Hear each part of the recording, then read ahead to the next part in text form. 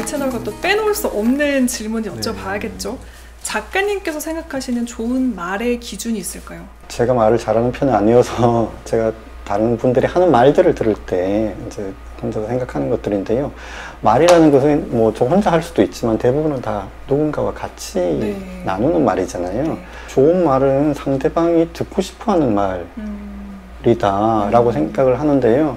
뭐 그렇다면 뭐 아부하는 말 이런 거야? 라고 물어볼 수도 있겠지만 저는 아부하는 말 듣고 싶지 않거든요. 남한테. 그러므로 저는 아부하는 말을 하진 않을 거예요. 그래서 제가 듣고 싶은 말은 뭐냐면은 저한테 도움이 되는 어떤 말을 듣고 싶어 하는 거죠.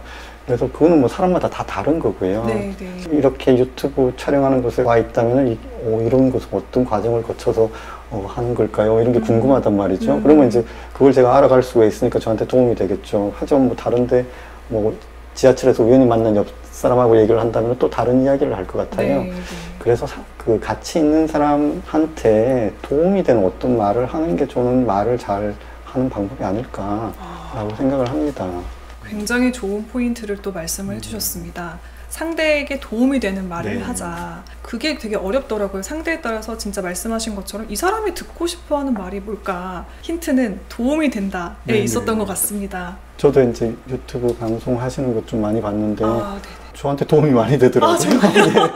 아까 말씀드린 대로 말을 뭐 굉장히 잘하는 편은 아니기 때문에 이렇게 하면 되는 거구나 라고 해서 이 방송을 계속 들어야 되겠구나 라고 생각을 하게 됐습니다.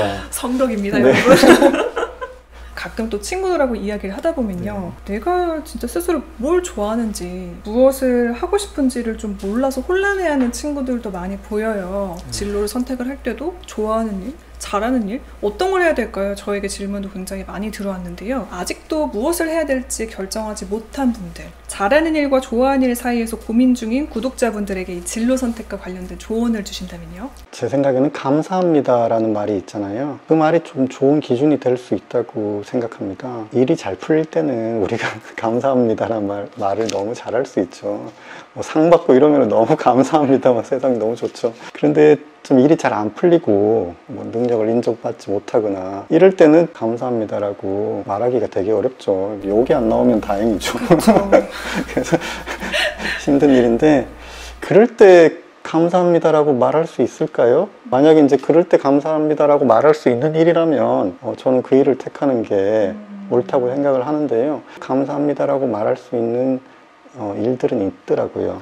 뭐냐면은 그것도 하나의 배움의 과정이다 라고 치자면 실패에서 뭔가를 배우는 게 굉장히 많은 걸 배울 수가 있잖아요.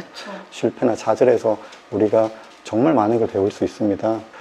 그 상황에서 감사합니다 라고 생각하고 여기에 배울 게 있을 거다 라고 할 수만 있다면은 그 다음에는 좀 더 훨씬 나아질 것이라고 봐요. 힘들 때 감사합니다 라고 할 수 있는 일인가. 일을 하다가 어려움에도 감사를 하게 될 때가 있더라고요. 작가님께서 말씀하신 걸 떠올리면서 내가 어떤 일을 하는데 이 난관과 고난이 와도 이걸 내 경험으로 받아들일 수 있고 그럼에도 불구하고 감사하면서 그 일을 계속하게 되는지 여러분 한번 나 스스로를 지켜보시는 것도 되게 좋은 방법일 듯 합니다. 결국 최고의 삶이란 잊을 수 없는 일들을 경험하는 삶이라는 뜻이다.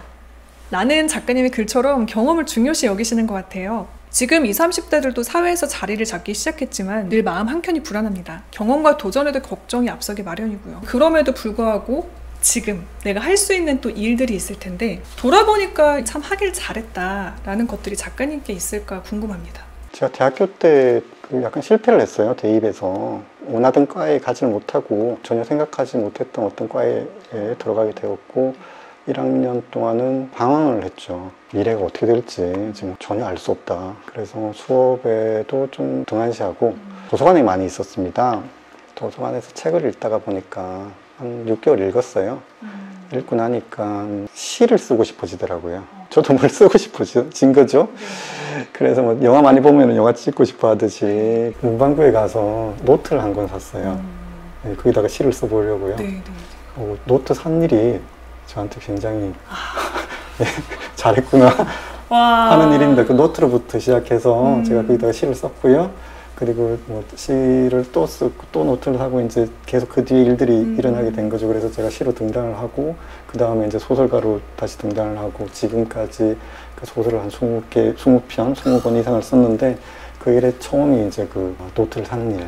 그러니까 지금의 작가님을 만든 그 노트 한 권이 출발이 되었네요. 아, 그때 시를 나도 한번 써볼까라는 생각과 노트 사는 것 사이에는 큰 차이가 있는 것 같아요, 저는. 그 생각은 뭐 무수히 많은 것들 하죠. 뭐 영화도 한번 찍어볼까 이런 생각도 하고요. 뭐 아니면 뭐 시험을 쳐볼까, 뭐 토플 시험 같은 거 쳐볼까 이런 생각도 저도 했거든요. 네네. 하지만 다른 것들은 안 했어요. 뭐 학원에 등록하거나 이건 안 했고 시를 써볼까는 제가 노트를 샀습니다, 실제로. 그래서 그리고 시처럼 썼어요. 약간 여러분께서 무언가를 시작하고 싶으시다면요, 작가님처럼 노트를 사시는 것처럼 자본을 투자하시는 것도 방법입니다. 또 살다 보면 이 삶의 중요한 가치가 계속 바뀌기도 하잖아요. 과거에 비해서 혹시 작가님께서 달라지신 것이 있는지, 앞으로 작가님께서 좀 사시고 싶은 삶의 방향성이 있다면 알려주시면 좋을 듯 합니다. 다른 분들과 마찬가지로 지나간 일들에 대해서 후회를 많이 하고요. 그리고 뭐 닥칠 일들에 대해서 걱정을 많이 하고 살아왔던 것 같습니다. 어느 순간 뭐 알게 된 게 후회를 한다고 해서 이제 과거로 돌아갈 수가 없잖아요. 그래서 후회를 한다는 것은 마치 뭐 과거의 일을 후회하는 것처럼 보이지만 결국에는 지금 현재 안에서 후회를 하고 있구나, 이것을 알게 됐고요. 미래에 대해서는 아까 말씀드린 대로 뭐 미래 일들에 대해서 걱정하는 것 같지만 지금 현재 자기 상황을 걱정을 하고 있다는 것을 알게 됐어요. 그래서 제가 요즘은 이렇게 잘 봅니다. 보면 제 눈에 보이는 이렇게 세상이 이렇게 있잖아요. 이게 나한테 그게 전부다 라고 생각을 하고 있어요.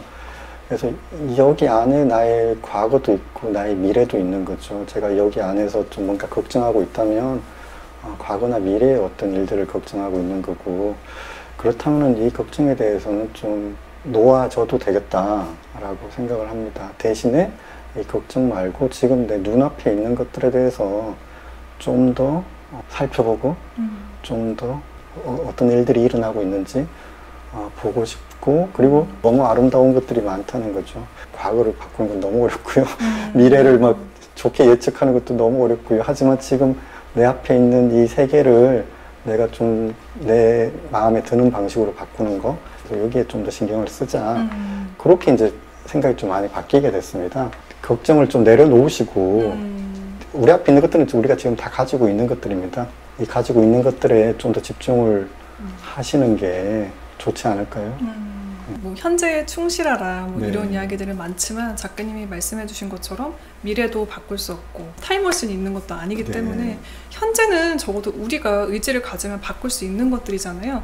그런 것에 포커스를 맞춰서 현재에 충실하게 사는 게, 현재를 최선을 다해서 좋은 환경을 만들어 보는 것이 우리가 또 행복한 삶을 사는 비결이 아닐까라는 생각도 듭니다. 답을 제가 이렇게 잘 정리하고 있는 게 맞나라는 생각이 듭니다. 감사합니다. 최종 단계가 왔어요. 최종 인터뷰를 마무리하면서 말술사 김현수 작가님의 스타일로 이 히든 채널을 한마디로 소개를 해주신다면요?